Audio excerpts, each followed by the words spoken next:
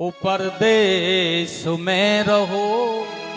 महापुरुषों ने भी गाया है, किसी भी प्रदेश में चले जाओ, किसी भी विदेश में चले जाओ, लेकिन कहना क्या है, जो हमारे भारतवर्ष की संस्कृति है, राधा रमण राधा रमण राधा रमण कहो।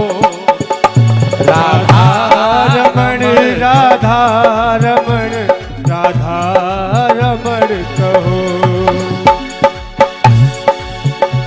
जिस देश में जिस वेश में परिवेश में रहो, राधा रमण राधा रमण राधा रमण कहो। कहीं भी रहो, रमण राधा रमण राधा रमण कहो। और एक बात और, गांव से शहर आ जाओ, लेकिन अपने गांव वाली पद्धति को भूलो मत।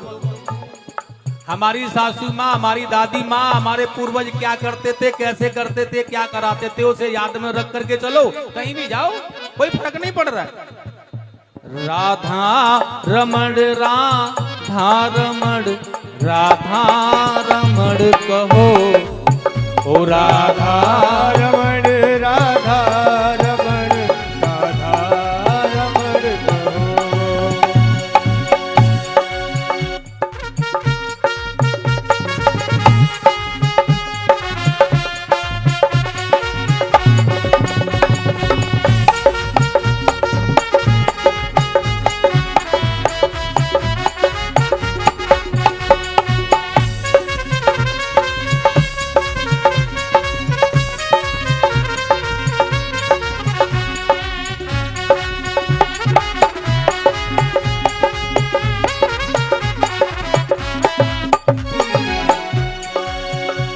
जिस साल में, जिस काल में, जिस हाल में, किसी भी साल में आप कहें कि 2025 चल रहा है महाराज,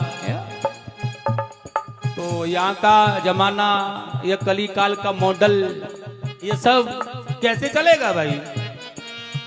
पुराने जमाने में हम पढ़ा करते थे, आप भी शायद, तो देखिएगा हमारी किताबों में बहुत सुंदर संस्कार था भरा हुआ। और वह क्या था कि महाभारत, रामायण, गीता, उपनिषद आदि के प्रश्न ही आते थे, आदि की कथा उसमें आती थी। तो बचपन से ही हमें वो प्रेरणा मिलती थी, क्योंकि जिस प्रेरणा को हमारे घर वाले, हमारे माता पिता और हमारे शास्त्र में बताने का प्रयास करते थे, वह हमें शिक्षा के रूप में भी मिलता था, तो हम उससे दूर नहीं भाग पाते थे। लेकिन आज क्या है, वो शिक्षा वहां जो मिल रही है हमें, इसमें से हमारे सदग्रंथ, हमारे वेद, हमारे उपनिषद और हमारे शास्त्रों को हटा दिया गया है, इसलिए हम इनको समझ नहीं पा रहे हैं। लेकिन बहुत सरल है ऐसे समझना, लेकिन सुनना पड़ेगा, जानना पड़ेगा। जिस प्रकार से कभी न देखने वाले व्यक्ति को या क्रिकेट का खेल दिखाने के लिए टेलीविजन के सामने बिठा दो, लेकिन उसकी समझ में